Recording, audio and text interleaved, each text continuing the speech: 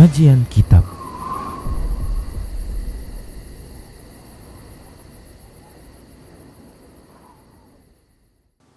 Bismillah, assalamualaikum warahmatullahi wabarakatuh. Innal hamdalillah nahmaduhu wa nasta'inuhu wa nastaghfiruh wa na'udzu billahi min shururi anfusina wa min sayyiati a'malina. Man yahdihillahu fala mudilla lahu wa man yudlilhu fala hadiyalah. Wa asyhadu an la ilaha illallah wahdahu la syarika lah. Wa asyhadu anna Muhammadan abduhu wa rasuluhu sallallahu alaihi wasallam. Qala Allah tabaraka wa ta'ala, ya ayyuhalladzina amanu taqullaha haqqa tuqatih wa la tamutunna illa wa antum muslimun. Ya ayyuhan nasu taqu rabbakumul ladzi khalaqakum min nafsin wahidah wa khalaqa minha zawjaha وبث منهما رجالا كثيرا ونساء واتقوا الله الذي تساءلون به والأرحام إن الله كان عليكم رقيبا يا أيها الذين آمنوا اتقوا الله وقولوا قولا سديدا يصلح لكم أعمالكم ويغفر لكم ذنوبكم ومن يطع الله ورسوله فقد فاز فوزا عظيما أما بعد. فإن أصدق الحديث كتاب الله وخير الهدى هدى رسول الله صلى الله عليه وسلم وشر الأمور محدثاتها وكل محدثة بدعة وكل بدعة ضلالة وكل ضلالة في النار. Para muslim, para hamba Allah rahimani wa rahimakumullah. Alhamdulillah, kita bersyukur kepada Allah atas segala pemberian dan kenikmatan serta kebaikan yang telah Allah berikan kepada kita. Selawat serta salam tak lupa kita ucapkan untuk Nabi Muhammad sallallahu alaihi wasallam. Para pemirsa Rosyad TV dan para pendengar radio Medan Mengaji di mana saja Anda berada, a'azzani Allah wa iyyakum jami'ah. Kita masuki rukun iman yang terakhir, yaitu rukun iman yang keenam, al-imanu bil qada'i wal qadari. Itu beriman kepada qadar dan qadar Allah Subhanahu wa taala, atau disebut juga dengan al-imanu bit takdir, yaitu beriman kepada takdir. Baik para hamba Allah rahimani wa rahimakumullah. Seorang mukmin maka dia mengimani qada dan qadar Allah Subhanahu wa taala. Qada dan qadar adalah dua istilah yang apabila disebutkan keduanya maka memiliki makna yang berbeda. Namun apabila disebutkan salah satunya tanpa yang lainnya maka maknanya saling mewakili antara satu dengan yang lainnya. Qada apabila disandingkan dengan qadar, maka makna qada adalah hukum dan ketetapan Allah Subhanahu wa taala yang bersifat azali, terdahulu tentang adanya segala sesuatu. Dan itu pada umumnya adalah belum terjadi. Adapun qadar adalah ketetapan Allah Subhanahu wa taala atau pengadaan Allah Subhanahu wa taala atas segala sesuatu dengan bentuk tertentu dan di waktu yang tertentu pula. Dan pada umumnya qadar ini adalah untuk takdir apa saja yang telah terjadi. Baik para hamba Allah rahimani wa rahimakumullah. Namun apabila disebutkan satu tanpa yang lainnya, maka maknanya saling mewakili satu dengan yang lainnya. Baik para hamba Allah rahimani wa rahimakumullah. Seorang mukmin maka pasti dia mengimani qada dan qadar Allah Subhanahu wa taala, takdir Allah Subhanahu wa taala, ketetapan Allah Subhanahu wa taala beserta dengan hikmah Allah Subhanahu wa taala dan kehendak Allah Subhanahu wa taala. Seorang mukmin meyakini bahwa tidak ada sesuatu pun yang terjadi di alam semesta ini sampai pun perbuatan para hamba yang muncul dari mereka, melainkan itu berdasarkan ketetapan takdir Allah Subhanahu wa taala.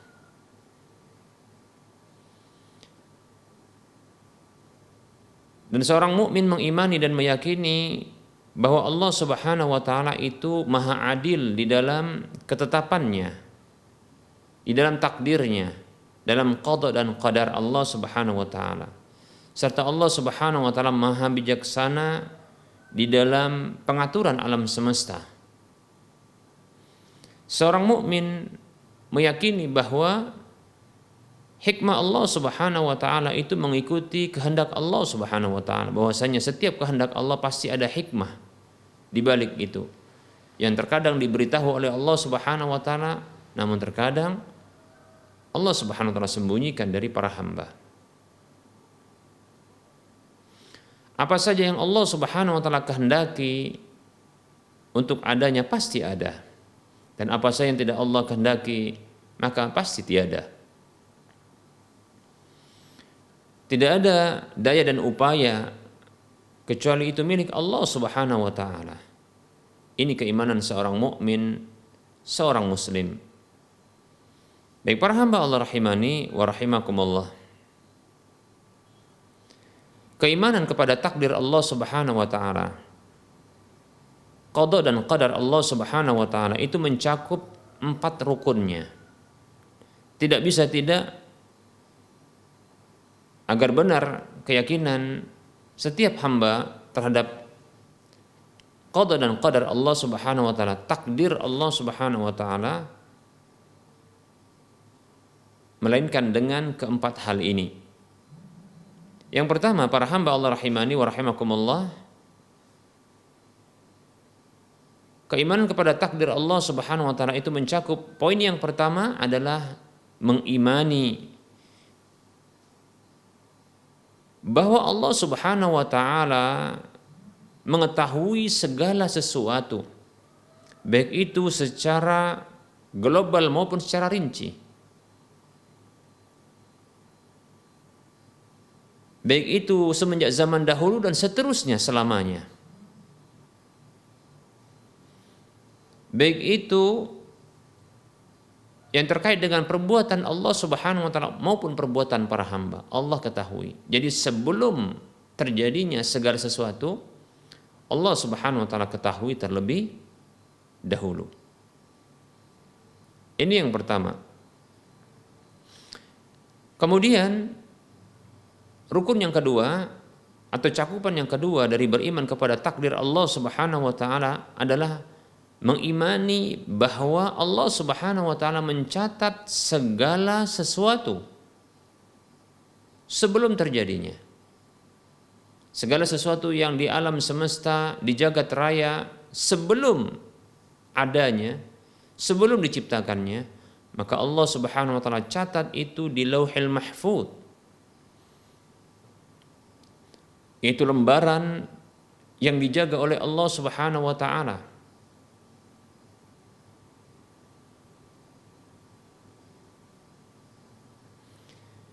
Untuk kedua rukun ini, Allah Subhanahu wa taala berfirman di dalam surah Al-Hajj ayat 170, Allah mengatakan, a'udzu billahi minasyaitonir rajim. Alam ta'lam anna Allah ya'lamu ma fis samawati wal ardi, inna dzalika fi kitab, inna dzalika 'ala Allahi yasir. Allah berfirman yang artinya, tidakkah engkau mengetahui bahwa Allah Subhanahu wa taala mengetahui apa saja yang ada di langit dan apa yang di bumi. Lihat, ini untuk rukun yang pertama. Allah ketahui apa saja yang ada di langit dan maupun yang di bumi. Kemudian Allah mengatakan inna dzalika fi kitab, Sesungguhnya hal itu semua ada dalam kitab. Catatan. Itulah catatan di Lauhul Mahfuz. Ini untuk rukun yang kedua. Inna dzalika 'ala Allahi yasir, sesungguhnya hal itu mudah bagi Allah Subhanahu wa taala. Baik para hamba Allah rahimani wa rahimakumullah. Ini dalil dari Al-Qur'an, satu dalil dari Al-Qur'an. Walaupun ada dalil-dalil yang lain dari Al-Qur'an, namun kita wakilkan dengan satu ayat ini untuk keduanya, dengan menyebutkan sekaligus dua rukun yang telah kita sebutkan tadi.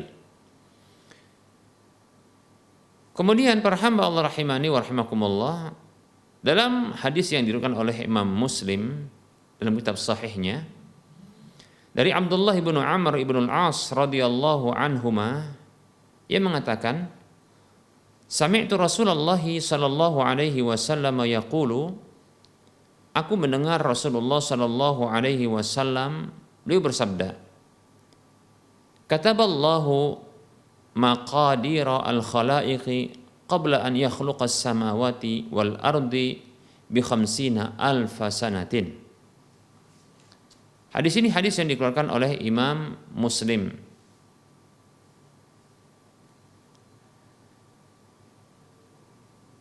Rasulullah sallallahu alaihi wasallam bersabda yang artinya,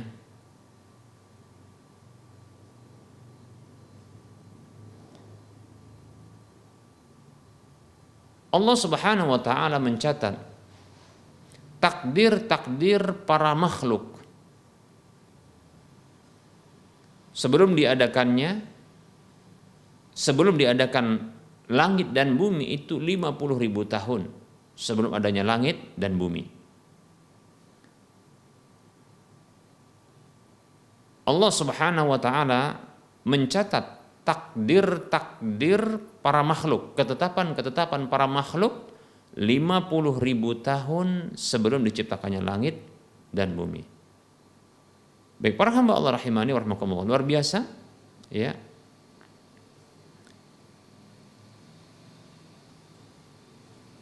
...50.000 tahun sebelum adanya alam semesta ini, sebelum adanya langit dan bumi ini, ternyata Allah Subhanahu wa taala telah menciptakan, telah menulisnya, telah mencatatnya di Lauhul Mahfuz dengan catatan yang begitu sempurna, lengkap.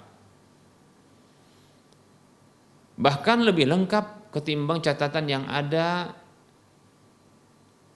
dalam lembaran-lembaran yang lain, seperti contohnya dalam lembaran yang dicatat oleh malaikat yang diutus oleh Allah Subhanahu wa taala di dalam rahim seorang wanita yang ketika itu janin dalam kandungannya telah mencapai 120 hari, sekitar 44 bulan ya, telah sempurna 4 bulan,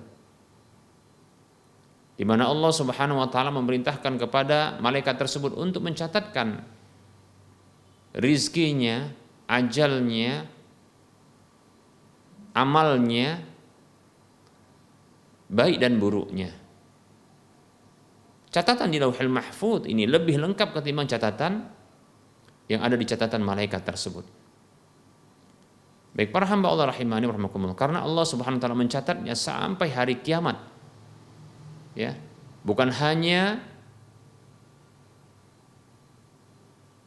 individu manusia tersebut, bahkan seterusnya alam semesta dicatat ya, kejadiannya, perjalanan ya, kehidupannya itu di Lauhul Mahfuz sempurna sampai hari kiamat. Dalam sebuah hadis yang diriwayatkan oleh Imam Tirmidzi dan disahihkan oleh Syekh Al-Albani rahimahullahu taala dalam Sahihul Jami' dengan nomor urut hadis 2017, dari sahabat Ubadah bin Samir radhiyallahu anhu, Rasulullah sallallahu alaihi wasallam bersabda, "Inna awwala ma khalaqallahu al-qalamu." Sesungguhnya makhluk yang pertama sekali Allah ciptakan adalah al-qalam. yaitu pena. Seperti apa penanya? Ini gaib, cukup kita imani. Faqala lahu, lalu Allah Subhanahu wa taala berfirman kepada pena tersebut, uktub, catat. Qala, maka si pena, sang pena bertanya, ma aktubu, apa yang aku catat? Apa yang akan aku catat? Qala, Allah berfirman, uktub al-qadara ma kana wa ma huwa kainun ilal abadi. Catat takdir apa saja yang telah terjadi dan apa saja yang akan terjadi sampai selamanya, seterusnya, ilal abad, selamanya. Masya Allah, ya. Ini menunjukkan begitu lengkapnya catatan Allah Subhanahu wa taala di Lauhil Mahfuz. Baik para hamba Allah rahimani wa rahimakumullah. Berikutnya, rukun yang ketiga dari beriman kepada takdir Allah Subhanahu wa taala setelah rukun yang pertama dan kedua. Yang pertama, mengimani bahwa Allah Subhanahu wa taala mengetahui segala sesuatu sebelum terjadinya. Yang kedua, Allah Subhanahu wa taala, ya, wajib diimani bahwa Allah Subhanahu wa taala itu mencatatkan apa saja yang akan terjadi sampai hari kiamat, sampai seterusnya, selamanya, ya, sebelum terjadinya. Baik, kemudian yang ketiga adalah mengimani bahwa segala sesuatu yang terjadi tersebut itu terjadi berdasarkan kehendak Allah Subhanahu wa taala. Itu Allah, mengimani bahwasanya Allah Subhanahu wa taala menghendaki terjadinya segala sesuatu tersebut. Tidak ada sesuatu pun yang lepas dari kehendak Allah Subhanahu wa taala untuk terjadinya. Baik itu apa saja berkaitan dengan perbuatan Allah Subhanahu wa taala maupun apa saja yang terkait dengan perbuatan makhluk, maka memang Allah Subhanahu wa taala kehendaki untuk terjadinya. Allah Subhanahu wa taala berfirman tentang perbuatannya sendiri. Dalam surah Al-Qasas ayat 86 Allah mengatakan, a'udzu billahi minasyaitonir rajim, wa rabbuka yakhluqu ma yasha'u wa yakhtar. Dan Rabbmu, yaitu Allah Subhanahu wa taala, menciptakan apa saja yang Dia kehendaki dan apa saja yang Dia pilih. Jadi segala sesuatu yang Allah ciptakan itu Allah kehendaki. Dan Allah memang pilih. Demikian. Berdasarkan kehendak dan pilihan Allah Subhanahu wa taala. Ini terkait dengan perbuatan Allah Subhanahu wa taala. Begitu juga Allah Subhanahu wa taala berfirman dalam surah Ibrahim ayat 27. Allah mengatakan, a'udzu billahi minasyaitonir rajim. Wa yaf'alu Allahu ma yasha. Dan Allah Subhanahu wa taala memberlakukan apa saja yang Dia kehendaki. Allah melakukan apa saja yang Dia kehendaki. Jadi perbuatan Allah Subhanahu wa taala itu berdasarkan kehendak Allah Subhanahu wa taala. Bukan seperti kita. Ada perbuatan-perbuatan kita yang itu tak berasal dari kehendak kita. Tapi Allah Subhanahu wa taala seluruh perbuatannya itu berdasarkan kehendak Allah Subhanahu wa taala. Begitu juga Allah Subhanahu wa taala berfirman dalam surah Ali Imran ayat 6, Allah mengatakan, a'udzu billahi minasyaitonir rajim. Huwallazi yusawwirukum fil arhami kaifa yasha. Dialah Allah zat yang membentuk kalian dalam rahim-rahim bagaimana yang Dia kehendaki. Dia inginkan dan Dia kehendaki. Ini terkait dengan perbuatan Allah Subhanahu wa taala, semuanya berdasarkan kehendaknya. Adapun yang berkaitan dengan perbuatan para hamba, maka Allah Subhanahu wa taala berfirman dalam surah An-Nisa ayat 90, Allah mengatakan, a'udzu billahi minasyaitonir rajim. Walau syaa Allahu lasallatahum 'alaikum falaqatalukum. Andaikan Allah kehendaki, tentulah Allah Subhanahu wa taala akan kuasakan mereka atas kalian, lalu benar-benar mereka akan memerangi kalian. Kehendak Allah atas perbuatan para hamba. Begitu juga Allah Subhanahu wa taala berfirman di dalam surah Al-An'am ayat 112. Allah mengatakan, "A'udzu billahi minasyaitonir rajim. Walau syaa rabbuka ma fa'aluhu fadharhum wa ma yaftarun." Fadharhum wa ma yaftarun. Andaikan Rabbmu yaitu Allah Subhanahu wa taala menginginkan, ma fa'aluhu, tentulah mereka tak akan mampu, tentulah mereka tidak akan melakukannya. Maka biarkan mereka dan apa yang mereka ada-adakan. Demikian. Segala sesuatu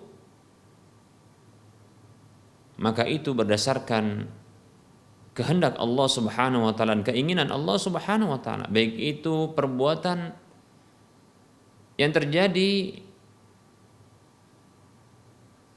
dari perbuatan Allah sendiri maupun perbuatan para makhluk, itu berdasarkan kehendak Allah Subhanahu wa taala. Baik, berikutnya para hamba Allah rahimani wa rahimakumullah, kita akan sebutkan rukun yang terakhir dari beriman kepada takdir Allah Subhanahu wa taala, yaitu yang keempat, yaitu mengimani bahwa segala sesuatu itu diciptakan oleh Allah Subhanahu wa taala, baik itu zatnya maupun sifatnya maupun pergerakannya, gerak-geriknya. Allah Subhanahu wa taala berfirman dalam surah Az-Zumar ayat 62, Allah mengatakan, "A'udzu billahi minasyaitonir rajim. Allahu khaliqu kulli syai' wa huwa 'ala kulli syai'in wakil." Allah adalah pencipta segala sesuatu dan Dia adalah pelindung atas segala sesuatu tersebut. Demikian pula Allah Subhanahu wa taala berfirman dalam surah Al-Furqan ayat 2, Allah mengatakan, "A'udzu billahi minasyaitonir rajim wa khalaqa kulla syai'in faqaddarahu taqdira." Dan Dia menciptakan segala sesuatu dan Dia menetapkan, lalu Dia menetapkan takdirnya.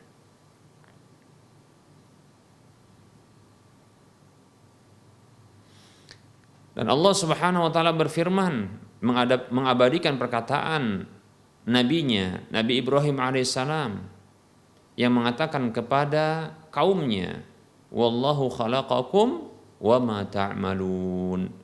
Dan Allah menciptakan kalian dan apa saja yang kalian amalkan, yang kalian kerjakan, dalam surah As-Saffat ayat 96. Baik para hamba Allah rahimani wa rahimakumullah, maka segala sesuatu sebelum Allah ciptakan, sebelum Allah adakan, maka dia mengikuti 4 rukun ini.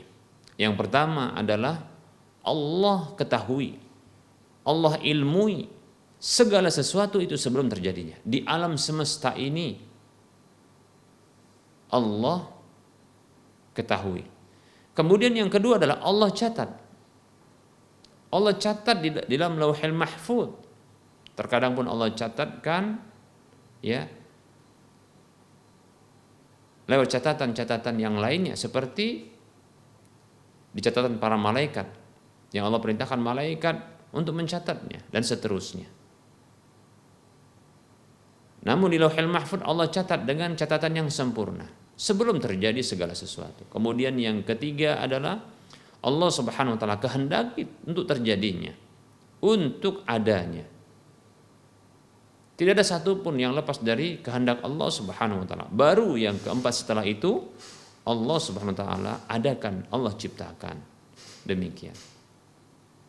Maka segala sesuatu itu tak lepas dari pengetahuan Allah, tak lepas dari catatan Allah, dan tak lepas dari kehendak Allah Subhanahu wa taala sebelum Allah jadikan. Baik para hamba Allah rahimani wa rahimakumullah.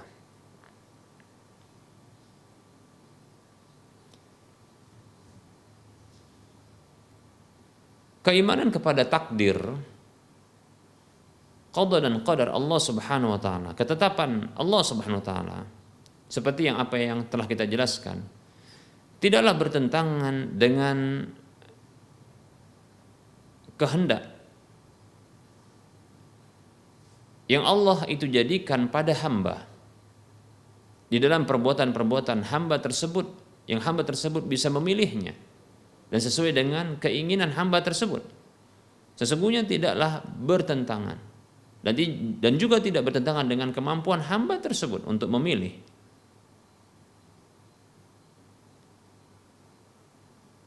Selamanya tidak pernah bertentangan, karena sesungguhnya hamba tersebut Allah menciptakan, begitu juga perbuatan yang Allah ciptakan. Dan insya Allah ta'ala kita akan sebutkan pada waktu berikutnya dalil-dalil yang mendukung tentang penjelasan kita ini, insya Allah ta'ala. Dan kita cukupkan untuk hari ini materi yang telah kita jelaskan, dan insya Allah ta'ala kita lanjutkan pada waktu Berikutnya, setelahnya kita akan memasuki sesi soal jawab. Kita mencoba untuk menjawab pertanyaan yang telah masuk.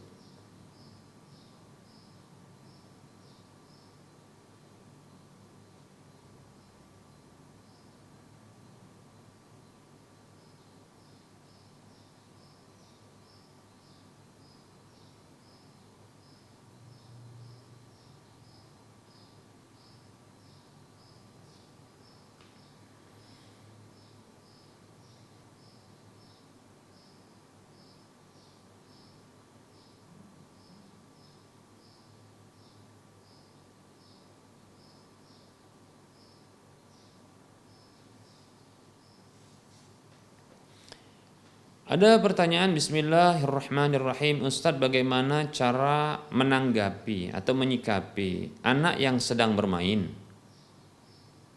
kemudian disuruh mandi dan diberikan opsi untuk bermain 5 menit lagi, tetapi setelah 5 menit anak itu minta tambahan waktu lagi, begitu seterusnya. Jazakumullahu khaira wa barakallahu fiik.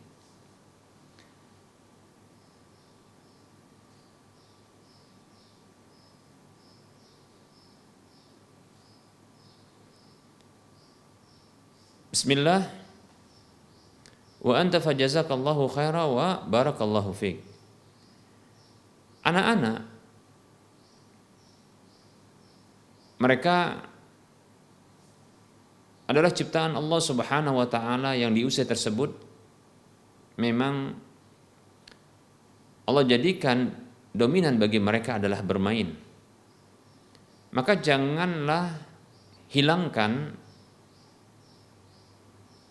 hal yang bersifat tabiat ini dari mereka, karena mereka akan kehilangan masa keemasan mereka di masa-masa kecil mereka ini, dan ini akan memberikan pengaruh bagi mereka kelak. Maka biarkan mereka bermain di dalam waktu yang telah disepakati dengan anak itu.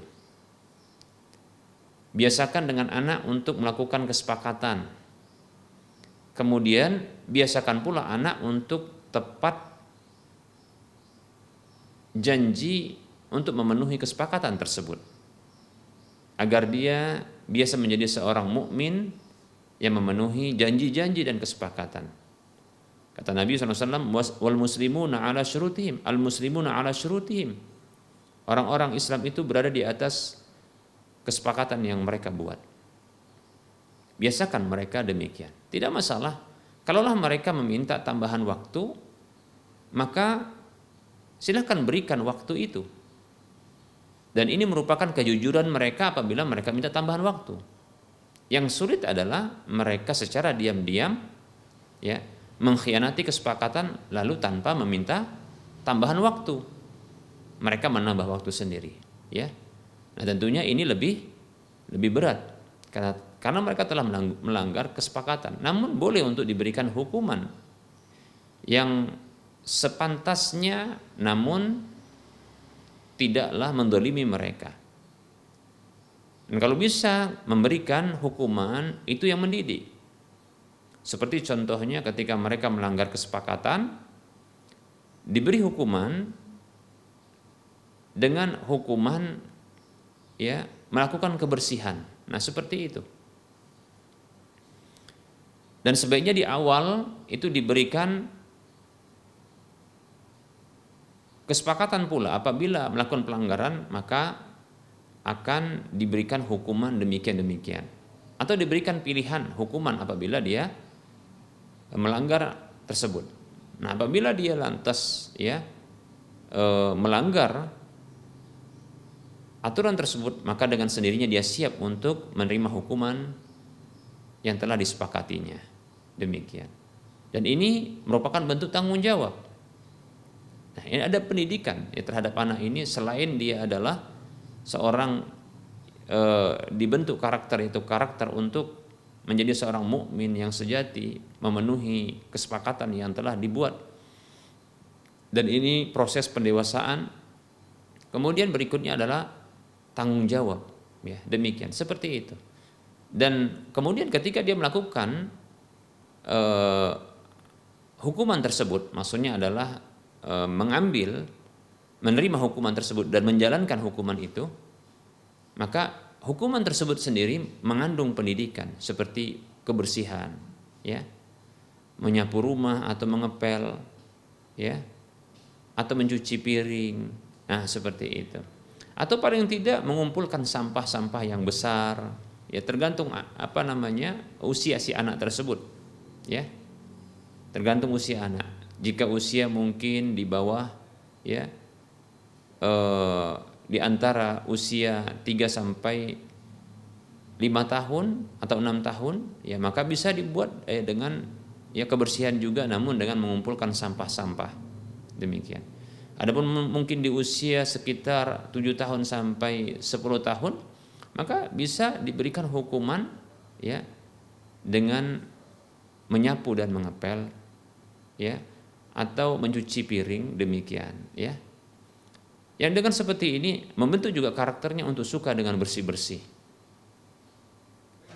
Seperti itu. Baik para hamba Allah rahimani wa rahimakumullah.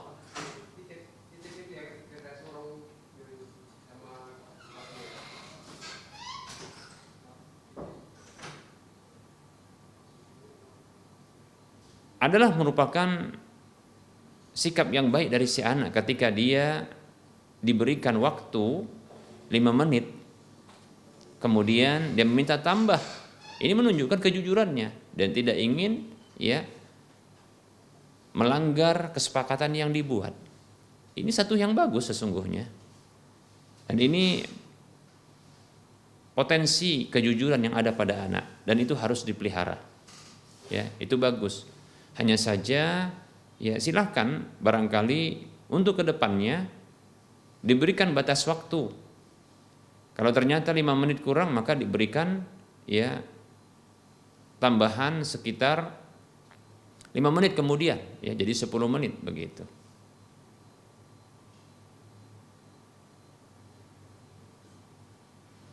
Seperti itu. Nah, apabila telah lewat batas waktunya, maka ini bisa diberikan ya hukuman apabila dia tidak menepati kesepakatan tersebut. Dan ini ya berilah hukuman yang mendidik, ya. Dan kalau bisa diberikan beberapa pilihan hukuman kalau dia melakukan kesalahan. Seperti contohnya kalau melanggar, maka ada beberapa hukuman. Pertama, ya, membersihkan halaman, ya, membersihkan sampah yang ada di dalam rumah, mencuci piring atau menyapu lantai atau mengepelnya, seperti itu. Yang jelas berikan hukuman yang mendidik insyaallah taala. Dan jangan pernah bosan ya untuk mendidik anak. Karena demikian kita sebagai orang tua ya, yang dulu juga orang tua kita memiliki peran yang sama. Nah, ini giliran kita. Kemudian nanti mereka pun akan demikian, ya. Maka ya terus didik anak, ya. Tanpa kita lelah, ya, tanpa kita bosan, ya. Dan ketahui di sana ada pahala yang besar, ya.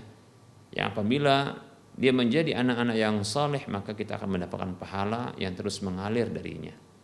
Kata Nabi SAW, idza matal insanu inqata amalu illa min salasin. Kalau mati manusia itu maka terputuslah amalnya kecuali dari 3 jalur. Min sadaqatin jariyatin, dari sedekah jariyah, au ilmin yuntafa'u bih, atau ilmu yang bermanfaat, aw waladin salihin yad'u lahu, atau anak yang melakukan kesolehan yang mendoakan kebaikan untuknya. Hadis riwayat Muslim dan yang lainnya. Baik, wallahu taala a'lam.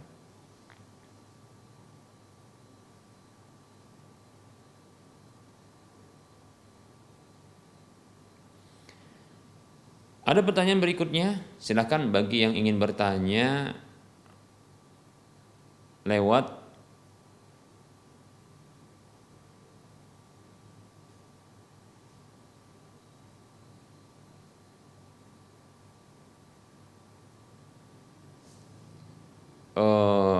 telepon langsung, ya, interaktif, maka silahkan, ya, hubungi di nomor berikut ini di 0822 8888 6630. Silahkan, ya, bila ingin interaktif, ya silahkan hubungi nomor ini. Apabila ingin bertanya lewat chatting WhatsApp, maka silahkan di nomor 0852 4177 6190 4177 0852 6190 4177. Baik.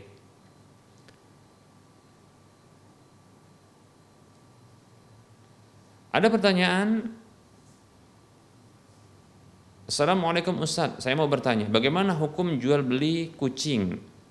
Syukron Ustadz.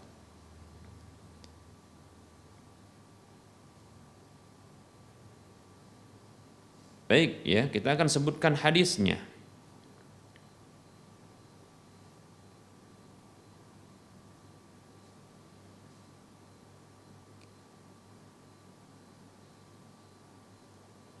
Dalam satu hadis disebutkan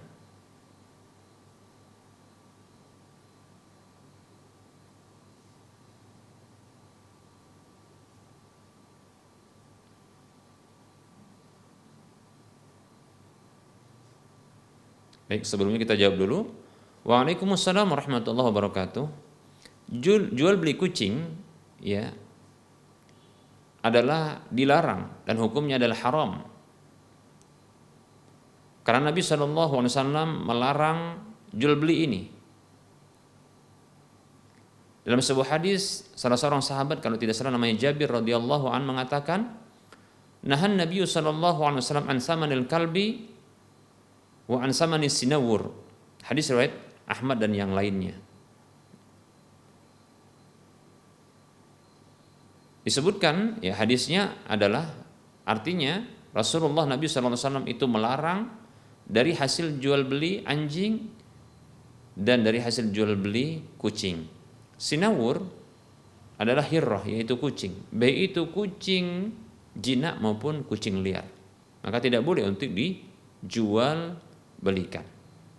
Demikian, ya, hukumnya adalah haram karena al aslu fin nahi lit tahrim. Hukum asal larangan itu adalah untuk sebuah pengharaman. Baik, ya, wallahu taala a'lam.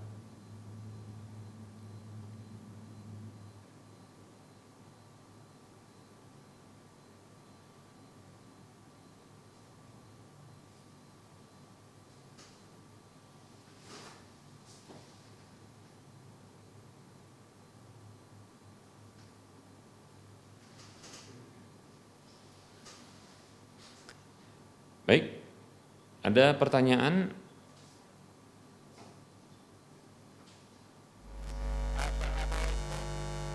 Baik, ya, silakan yang mau berinteraktif silakan.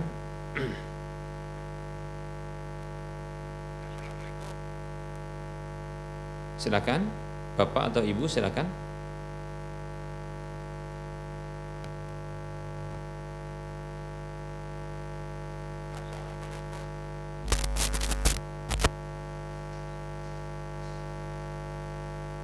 silakan.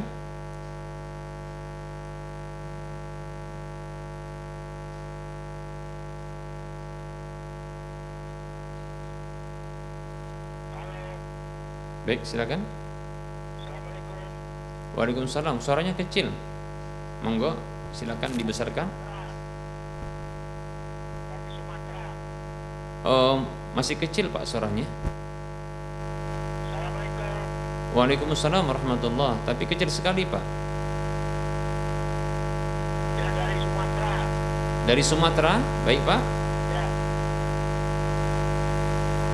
Sumatera Selatan, Sumatera Utara, Sumatera Barat. Sumatera Barat, baik Pak. Silakan. Ya. Pak Ustaz, Ya, waalaikumsalam ya. saya Silakan. bekerja di bank pemerintah tahun 76. Kurang jelas Pak. Saya bekerja di bank tahun 76. Bapak bekerja di bank tahun 76. Baik. Ya. Nah, terus tahun 2007 saya pergi naik haji. 2007 Bapak Pergi naik haji. berangkat haji, baik. Alhamdulillah. Ya, tergaji saya. Dari gaji Bapak, Gaji kerja di bank. dari gaji ya dari bank ya. Silakan Pak. Nah, apakah naik haji Apakah dari haji Bapak sah gitu maksudnya? apakah sah haji saya? Baik, apakah sah haji Bapak begitu ya? Baik, ya. Cukup Pak pertanyaannya? Ya, apakah sah gaji saya? Karena saya bekerja di bank konvensional. Baik Pak. Ya. Ya, Cukup Pak pertanyaannya ya. saya masih makan anak bini saya dan hasil kerja di bank. Ya, Bapak bekerja di bank. Baik, ya. Cukup Pak. Ya, terima kasih atas pertanyaannya. Ya, Barakallahu fiik Pak ya. Baik. Waalaikumsalam warahmatullahi wabarakatuh. Untuk seorang bapak yang di Sumatera Barat, semoga Allah Subhanahu wa taala senantiasa memberikan hidayah, petunjuk dan bimbingan serta kebaikan kepada beliau beserta keluarga beliau di mana saja berada. Pertanyaan beliau adalah seputar hukum haji yang beliau lakukan itu berasal dari gaji yang didapatkan ketika beliau bekerja di bank konvensional. Bagaimana hukum haji beliau? Demikian ya. Baik para muslim rahimani wa rahimakumullah. Perbankan yang memberlakukan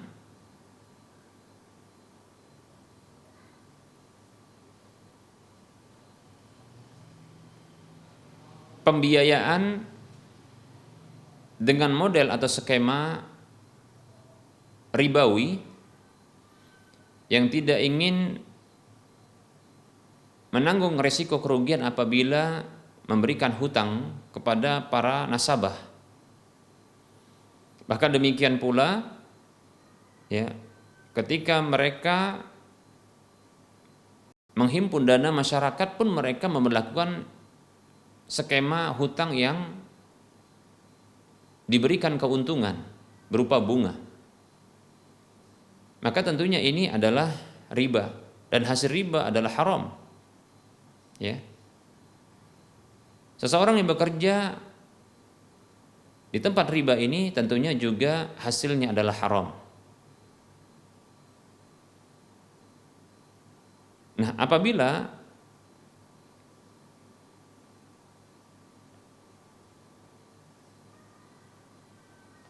sebuah ibadah,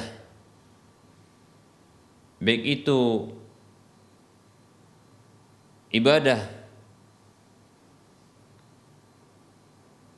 yang terkait dengan harta, seperti contohnya adalah zakat, begitu juga dengan haji,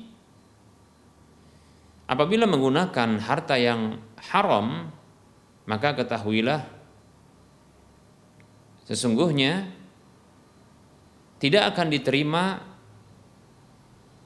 ibadah tersebut, walaupun bisa kita katakan sah secara pelaksanaannya, namun dari sisi penerimaan di sisi Allah Subhanahu wa taala maka ini bisa jadi ya tertolak. Karena Rasulullah SAW dalam sebuah hadis yang diriwayatkan oleh Imam Muslim mengatakan innallaha thayyibun la yaqbalu illa thayyiban. Sesungguhnya Allah Subhanahu wa taala menerima yang baik. Sesungguhnya Allah itu adalah zat yang maha baik dan tidak akan menerima kecuali yang baik. Demikian. Hadis riwayat Muslim. Ini dalil secara umum. Ya, untuk apa saja hal-hal yang haram dalam satu ibadah, maka ini tidak akan membuat ibadah tersebut diterima. Wallahu taala a'lam. Ya. Begitu juga Nabi Shallallahu Alaihi Wasallam pernah bersabda, ya, la tuqbalu salatun bi ghairi tuhurin wala sadaqatun min ghululin. Tidak akan diterima salat itu tanpa bersuci dan tidak juga sedekah itu dari harta khianat, harta yang haram. Demikian. Baik para hamba Allah rahimani wa rahimakumullah. Maka demikian pula haji, ya. Haji juga demikian. Ya, maka ini bisa jadi ya tidak akan diterima oleh Allah Subhanahu wa taala. Maka dari sisi kewajiban wallahu taala alam, saya condong haji tersebut ya apabila telah dilakukan sesuai dengan syarat dan rukunnya, begitu juga wajibatnya, maka bisa jadi secara zahir itu adalah sah, dan ini akan membuat ya terlepasnya kewajiban. Namun dari sisi penerimaan di sisi Allah Subhanahu wa taala, maka ini bisa jadi ya tidak akan diterima oleh Allah Subhanahu wa taala disebabkan ya ada harta yang haram, bahkan harta ini adalah haram ya ketika digunakan atau diambil ya untuk pelaksanaan haji. Demikian para muslim rahimani wa rahimakumullah. Saya pribadi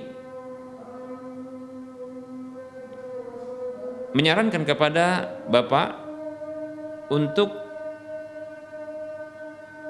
mengulangi haji di waktu berikutnya agar bisa mendapatkan pahala ya insyaallah taala ya. Demikian ya. Saya sarankan, saya ulangi untuk ya mengulangi haji agar bisa mendapatkan pahala ya.